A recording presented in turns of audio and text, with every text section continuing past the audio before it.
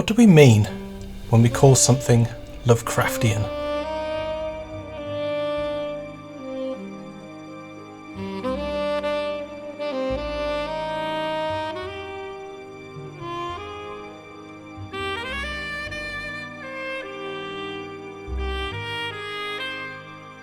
H.P. Lovecraft is undoubtedly one of the most significant writers in the history of horror fiction. Although not particularly successful in his own lifetime, his work is more popular and more influential now than at any time since it was first published. The most well-known part of his writing is undoubtedly the Cthulhu mythos, a shared mythology that runs through many of his short stories, the kind of thing we're very used to in our age of shared universes and continuities. It's named after the ancient sleeping deity Cthulhu, one member of the pantheon that became known as the Great Old Ones. Even if you've never read one of Lovecraft's stories, you could almost certainly pull Cthulhu out of a lineup. Giant undersea creature, wings, face full of tentacles, you know the one. Lovecraft's stories weren't all about the mythos, though certain names and places are referenced quite frequently. What almost all of them have in common is characters who face ancient cosmic forces beyond their comprehension.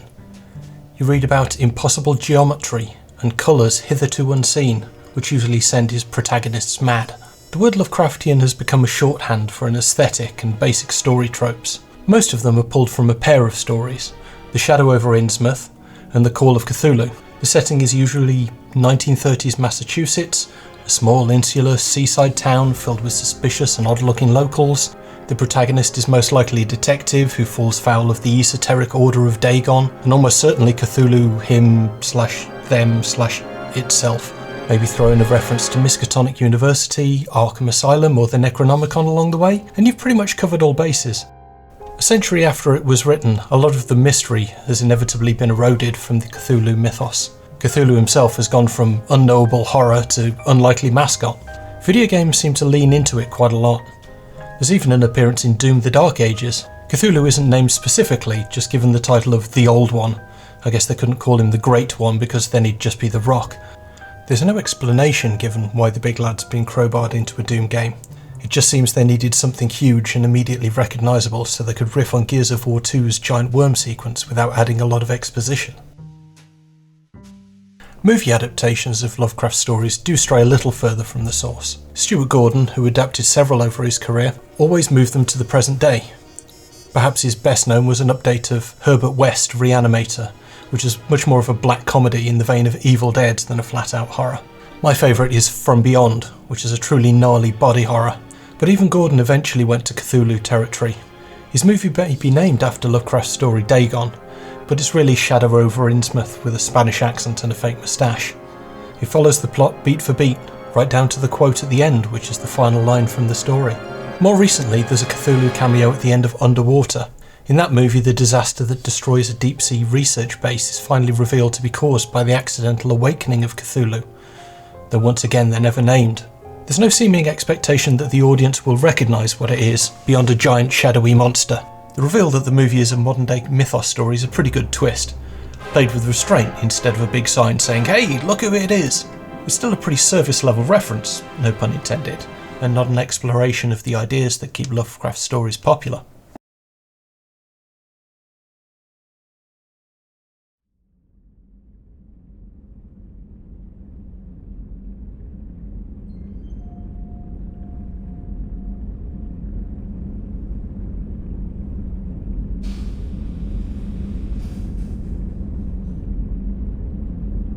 The Solaris of Stanislaw Lem's 1961 novel is a planet covered by a single ocean. When it shows signs of sentience, a space station is put in orbit to study it. Chris Kelvin is sent to evaluate the crew, but finds one dead and two others acting irrationally. Shortly after, a doppelganger of his dead wife appears, although he quickly realises she's been created from his memories of her. She's been created by Solaris itself to communicate with its observers, though to what end is never discovered. There have been multiple movie adaptations, the most notable by Andrei Tarkovsky in 1972 and Steven Soderbergh in 2002. Tarkovsky's film is as unhurried as the rest of his work, turning a relatively slim novel into a melancholy 3-hour experience. Soderbergh's version is much glossier and more romantic, but downplays the sci-fi aspects the novel spent a lot of time on.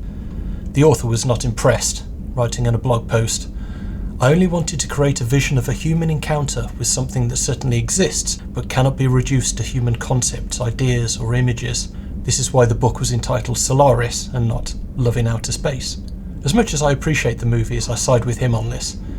The movies are beautiful meditations on grief, loss, and the human soul, but they gloss over the fact that a planet-sized entity is subjecting its observers to what the novel describes as a psychic vivisection. But there is another film that certainly bears more than a passing resemblance to Solaris, and gleefully embraces its potential for horror. In interviews, Paul W.S. Anderson says that the intention with Event Horizon was to create The Shining in space, but he's also acknowledged Solaris as an influence. The setting certainly acts a lot like the Overlook Hotel, toying with its inhabitants before laying claim to them entirely, but the story premise is undeniably similar to Solaris. The scientist is now named Weir, and the space station replaced with an experimental ship, but the wife, the psychic visions, and the alien intelligence are all present. The main change is that the intelligence is now actively hostile, rather than benign. During the movie, Weir discovers that the ship he designed hasn't moved instantly between 2 points as intended, but passed through another dimension, where the ship was brought to life and drove its crew into homicidal frenzy. When the rescue team arrives, they start having visions that play on their personal fears and guilt. In Weir's case, it's his wife's suicide, the same as Chris Kelvin. He succumbs to the influence of the Event Horizon and is blown out into space, but returned by the ship, transformed to do its evil bidding. Now, a sentient ocean is pretty hard sci-fi, and a chaos dimension is kind of abstract, but what about the unknowable we see every day? What if we were left with no choice but to confront it?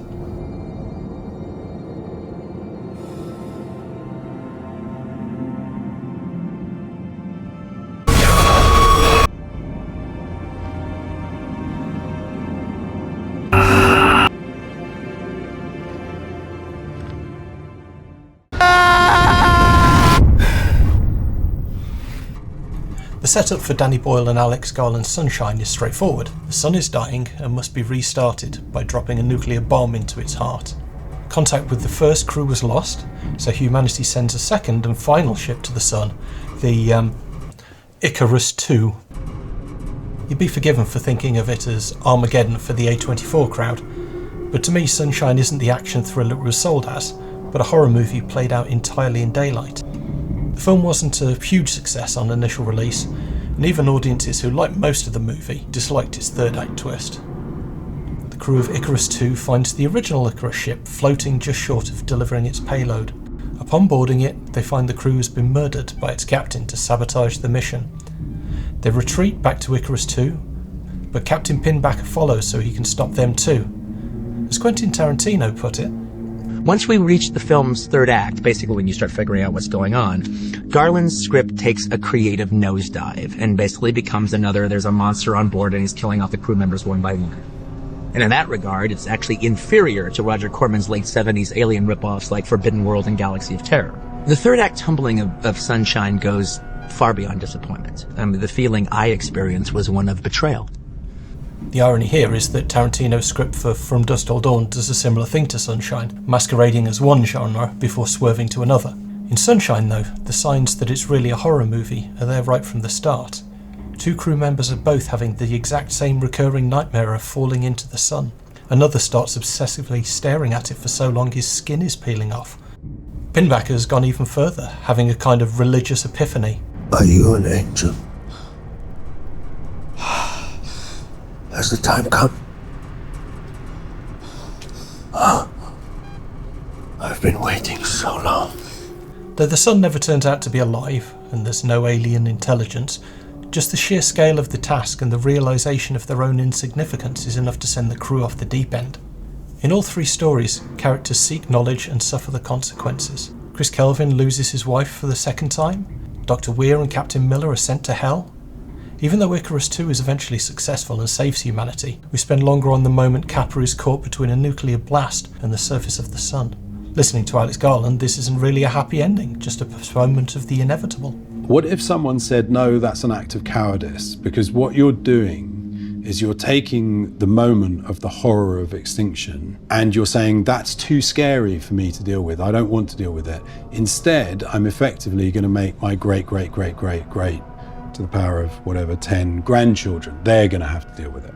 I'm going to pass that horror on to descendants, which felt like a strange thing to do, and also is in a way parallel to the actual state we live in. And that just interested me and puzzled me. And then a sci-fi movie grew out of that. Science fiction explores the advances and discoveries technologies could make to benefit us, often as cautionary tales of the ways that they could go wrong, from Frankenstein onwards. Lovecraft considered himself a writer of science fiction rather than horror, the irony being that his stories make the case for the safety of blissful ignorance. Hardly surprising from a writer who didn't trust air conditioning and hated living as far afield as New York City. Of course, these ideas aren't unique to him, but if stories that play on our oldest fears are to be called Lovecraftian, I think we need to move past our definition, beyond Rhode Island, out of the past, and into the truly unknown.